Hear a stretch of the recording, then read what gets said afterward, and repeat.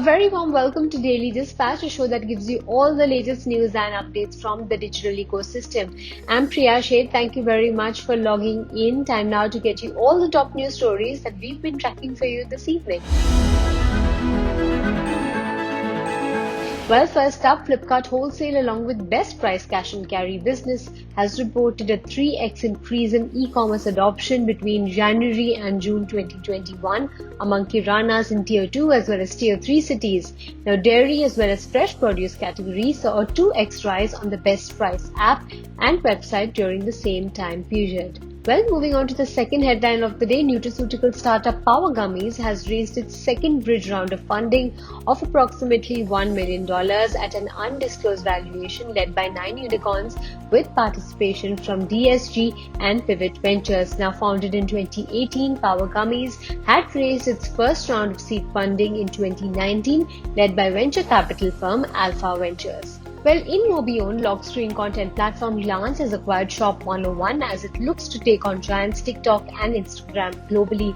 This is the first strategic investment the company has made after it raised $145 million in funding led by Google in December last year. Well, moving on to the final headline of the day, community creator monetization platform ConvoSite has raised about $9 million in a Series A round led by Singapore-based VC firm Grow. Over the last 12 months, the startup claims that there has been a 25x jump in earnings for community creators via ConvoSite with close to $1 million in total payout.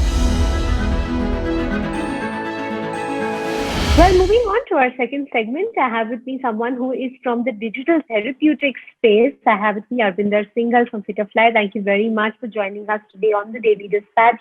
I want to begin by asking you about the whole space of digital therapeutics. It's suddenly taken off in a very big way in the country, and we're seeing an increasing number of people talking about digital therapeutics as an overall subject. So tell us a little bit on how the uptake has been over the last couple of months. Thanks, Priya, for inviting me today to speak on digital therapeutics. I think overall, if we see the kind of gaps which exist in healthcare, they cannot be fulfilled only by doctors, hospitals, medications, and tests, which is the usual ecosystem of helping patients. Patient goes to the doctor, doctor says you need medication, do the test, and come back in 3 months. But that whole 3 months of journey is what really makes the difference in patients' outcomes. Whether it's eating healthy, staying motivated, staying happy, or even staying physically fit, there needs to be somebody which fulfills that gap and ensures good outcome. And that is what the digital therapeutic system really does. It is a kind of a help, an algorithm, buddy on the phone, which is available to the patient for helping make those changes, which are so essential for good outcomes. Now, in India particularly, we know that doctors are very busy. There is shortage of doctors. Doctors often do not have so much of time to give to the patient, and patient really wants. And in fact, when we studied our own patients' data, which is about 10,000 patients over the last 1.5 years, we realized that almost 30 to 35% of these patients are distressed because they're not getting enough time and guidance from the doctors, which they really, sometimes want. And sometimes doctors are also not the best people to give that kind of advice on personalized nutrition, mental well-being, sleep, physical fitness. So by creating these ancillary services as a part of digital therapeutic ecosystem, we are fulfilling that gap, which was so very evident, but yet none of the systems were fulfilling it. There have been digital digital health companies before. If you look at the evolution of the whole space, for the last 20 years, digital health has exploded in a big way. People are using digital health to find the right doctors, to understand the side effect of medicines, to choose the therapy. But digital therapeutics is one way ahead. Digital therapeutic allows you to achieve outcomes. So that's a promise which a digital therapeutic company makes to people, that with following our system, you will have better outcomes.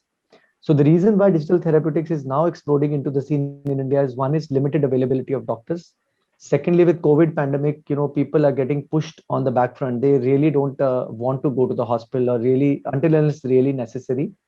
There are a lot of gaps in terms of achieving better health outcomes. And also, I think the whole availability of 4G with everyone, good internet services, good coaching expertise. You're not limited. If a good coach is available there in Delhi and you're staying in Ahmedabad, now suddenly with the digital therapeutic system, the person is available to you to guide you. So digital therapeutic is actually, a much needed system which has come into play. Right, can you talk to us about the kind of expansion that you're planning? Because I do understand that you are looking at expanding in terms of the kind of offerings under the whole digital therapeutic space. So give us an indication as to which are the areas that you would like to expand to. So right now we are heavily focused around diabetes. Almost 80 to 90% of our people either have pre-diabetes or diabetes, and this is a huge segment.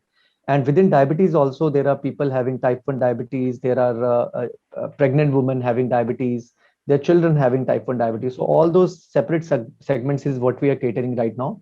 But we also realize there are not a lot of need gaps which exist for women undergoing a pregnancy journey, or a young girl having polycystic ovarian syndromes, or people just struggling with resistance, a resistant weight gain. And often these are the patients which can be really benefited from a digital therapeutic system.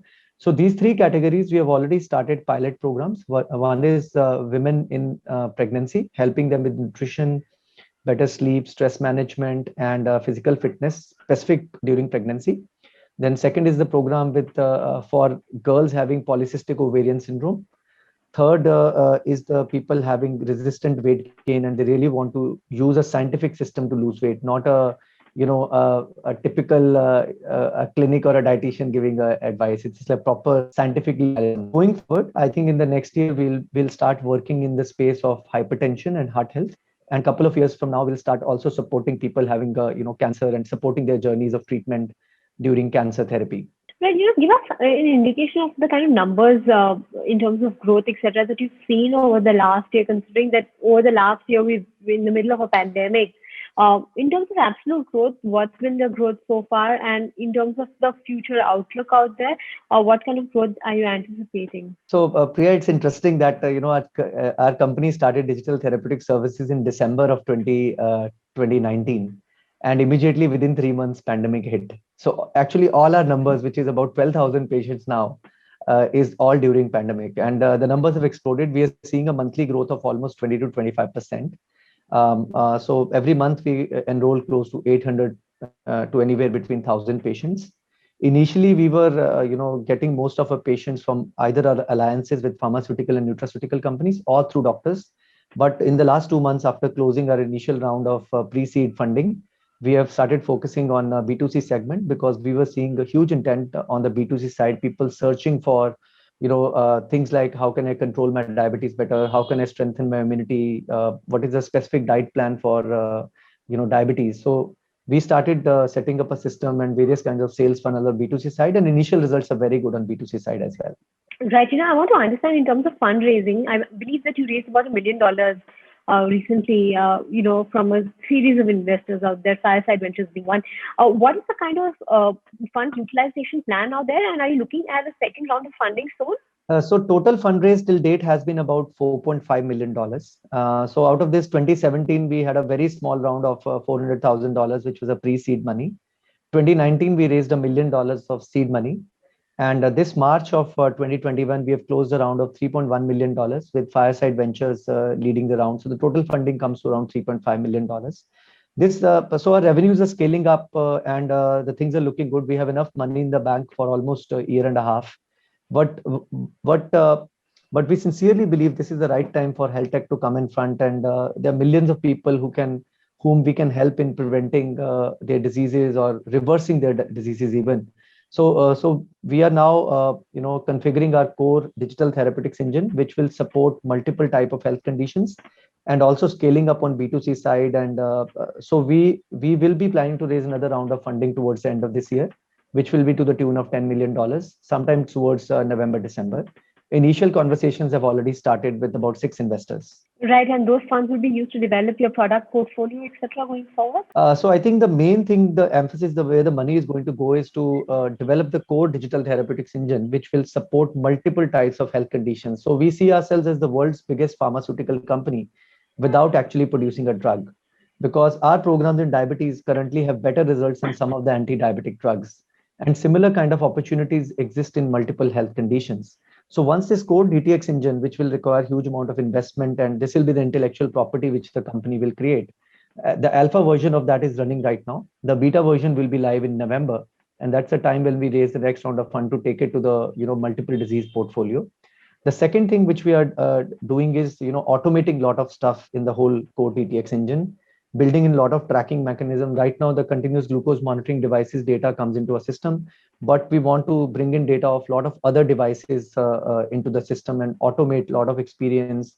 Use AI to kind of do predictive analysis for patients' health, help them automate their journey plan without much human intervention. And the last thing which we want to also do is to really scale up on the B2C level in the next 6 months, so that we can show a consistent growth. And so these are the two things where the money will be utilized. One is enhancing the core DTX engine. Second is scaling up on the B2C side. A final question before I let you go on the revenue front. What kind of targets are you working with for FY22? So we are hoping to close a revenue of about $2 million by March of 2022. All right. And that note, we wish you all the very best with your venture and with the upcoming fundraise by December. Thank you very much for your time and for being a part of the Daily Dispatch. Thanks, Priya. Wonderful talking to you.